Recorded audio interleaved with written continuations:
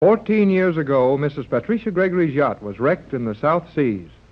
14 years Mrs. Gregory has searched the world over in hopes she might find her little daughter Joan alive and well, though the world has always believed the child was lost in the shipwreck. Now the Gregory yacht, the Joan Gregory, is on the high seas, once more searching for little Joan. Captain Bradford is in charge of the cruise for Mrs. Gregory, and Jerry Hall, a young amateur radio operator from California, is with them. The yacht is 5 days out of Los Angeles, running through the South Seas. We find Mrs. Gregory, Captain Tex Bradford, and Jerry Hall in the chart room on the Joan Gregory.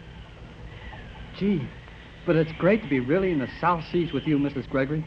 Now that Captain Bradford has quit being suspicious of me. You could hardly blame him, Jerry. We didn't know there was another radio in the country that would receive on that wavelength, much less transmit on it. Oh, forget it, son. I guess you'll do. I only hope we won't be disappointed. If we do locate this island, and if the little girl on it is... Oh, if she only could be my little Joan. Now, Patricia, don't get too worked up over this story. But this is the real thing. I know it is. Nobody would make up a story like that about your little girl. And look at the way those mysterious radio messages have kept coming in every day we've been at sea. I know, Jerry, but people have made up some wild tales to try and get some of my money. You know, I've offered a big reward for news of Joan. It's swell you named this yacht after her. I've thought and prayed of nothing but Joan for 14 years. Now, I may be near her at last. Well, if there's any truth in this story, we'll soon know it. We're about 4,000 miles from Los Angeles. Are we getting close to the island? We're getting close to the spot on the chart where the old sailor said the island was, if that means anything. We've just got to find an island where he said it was. But the chart shows there isn't an island anybody could live on within 100 miles of the position the old man gave. Right, Jerry, and the chart is probably correct. We'll keep looking around. A lot of ocean in this vicinity. And if there is such an island... Tex, you do think there's a chance, don't you? Now, don't get your hopes up. There's always a chance of anything happening in the ocean. Come in. Come on in, Skipper. What's on your mind? Radio. What about the radio? Message. What about? Sailor. Let's have it quickly, Skipper. More news about the island? No. Come on, Skipper. Out with it. What about the old sailor? Dead. Dead? Dead? No more news, eh? Nope. That all there was to it? Yep. Then we know as much as the old sailor will ever be able to tell us about his magic island and the little girl on it. I'm afraid so, Mrs. Gregory. But if the old man told the truth about the position of the island, we can find it easy enough. That all, Skipper? Nope. Got something on your mind? Yep. Let's have it. Come. Me? You. I'll be with you in a minute, Skipper. We've got a little work to do on this chart now. Now. Important? Very. Okay, you and Jerry work on that chart, Pat. I've got to go up on the bridge with the skipper. Gee, Captain Bradford's sure a dandy fella, isn't he? I think so, Jerry. Uh-huh. I can see you do. Why, Jerry. Oh, I don't mind. It's all right with me. Well, thank you, Jerry. Oh, that's all right. Say, there's something I don't quite understand about this boat of yours. Oh, yes? That funny old guy that was just in here and won't say more than a word at a time, he's the skipper, isn't he? Yes, and though he does have a peculiar way of speaking, he's the best yacht captain I've ever seen. Oh, sure. Anybody can see he knows his business on the water. But what I mean is, well, you call him skipper and Captain Bradford captain. Now, all the boats I ever heard of, there was only one skipper, and he was the captain. Or only one captain, and he was the skipper. Or only one... Oh, now I'm all mixed up. That's easy, Jerry. The skipper, Captain John Craig, is captain of my yacht. Captain Bradford's title is from the Army, and he acts as master and owner's representative when we're aboard the Joan Gregory. Anything else you'd like to know about me? Well, gee, I don't mean to be rude, Mrs. Gregory, but you made me tell you all about myself, and you even had my dad come down to the dock and asked him a lot of questions. So we did, Jerry. You must remember that you came to my house at midnight, a stranger. And surely you understand that in a case like this, we couldn't take any chances with you. Well, I'm taking chances with you. I never thought of it just that way, but perhaps you are, Jerry. Very well. Cross-examine. Swell.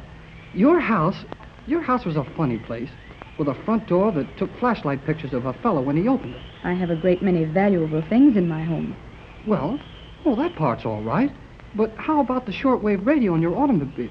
You know, it's against the law to have a shortwave set in your car, unless you're working for the government. Say, are you a G-man? No, I mean a G-lady? I'm afraid I can't answer that, Jerry. At least not until we know you a little better. In the meantime, you can safely look to Captain Bradford for all your orders. I'm glad to get that much of it straightened out anyhow. And now that you're satisfied as to my offices, we'd better study this chart as Tex told us to. May I ask you just one more thing about your little girl? Of course. Well, nobody knows exactly what she looks like now. But I've been thinking about that picture you showed me of yourself. You know, taken when you were about the same age Joan is now. Don't you think she would most likely look like that picture? Why, I suppose she might. Why do you ask? Well, to tell you the truth, Mrs. Gregory, I've been hoping she would look exactly like that picture. Uh-huh. Then if she'll only grow up to be as pretty as you are now, well, it's kind of nice for a fella to know what his girl is going to look like when she gets older. Jerry, you're way ahead of yourself, I'm afraid. Why, you're just 16 now, and Joan would be barely 15. Well, 16's pretty old. I guess I know what I want. And when we find Joan, well, you see, I'll show you. Oh, Jerry, you do help me a lot. I've been rather hopeless and doubtful about it all. You seem to be just taking it for granted that we're really going to find my little girl. I've got a hunch. And when I get a hunch, everything's going to come out slick. Oh, Tex. What did the skipper say? What's wrong?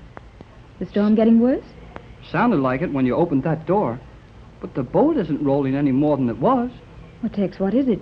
You look so... Has something happened? I don't think so yet. But if it hasn't happened, something is going to happen. What?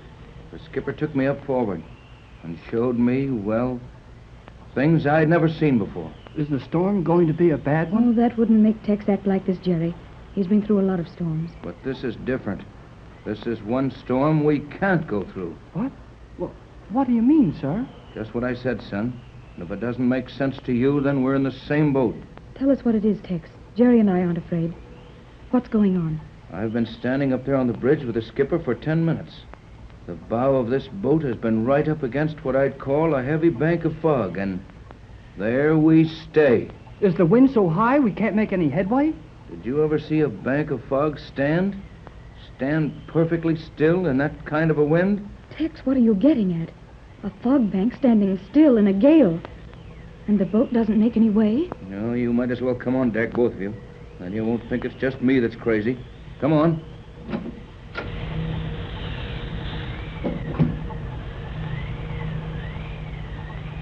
Now, come up forward and see it for yourselves.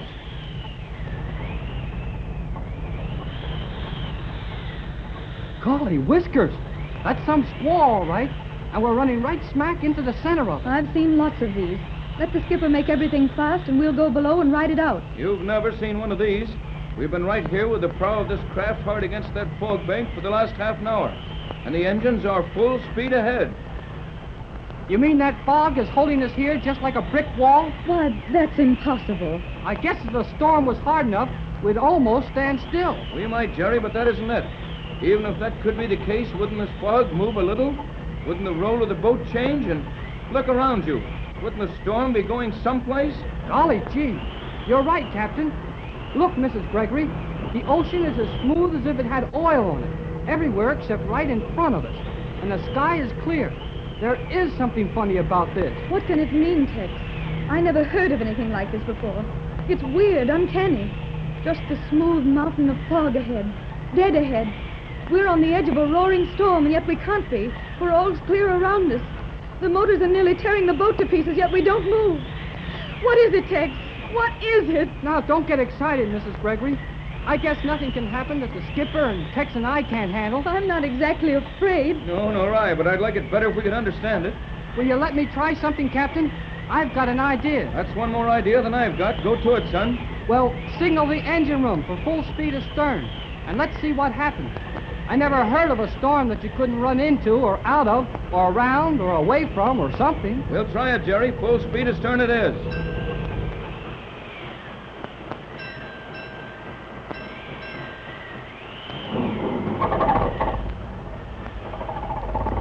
Now they're coming.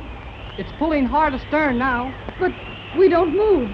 The yacht acts as if she was tied up by the bow. We don't move, Tex. We don't move. Steady, Pat. Don't go to pieces. Well, Jerry?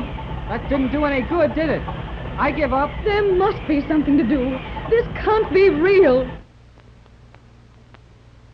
Gee, that's funny. The storm stopped. And the engines have stopped.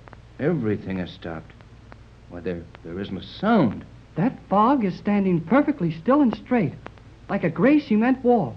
Only a little tiny piece of fog floating off into the still air. This is getting kind of spooky, isn't it? There's something mighty wrong here. I don't like it. But what can we do? Yes, Skipper, what is it now? Stopped. What stopped? Everything. Generators and everything in the engine room? Everything. I'll get on the radio and see what I can raise. Stopped. Well, we can run it from the batteries. Dead. Battery's dead, eh? Then every instrument on board is stopped. You stay here and stand watch, Skipper. Hold the crew ready. I've got an idea. Come back in the chart room, Pat. You too, Jerry. All right.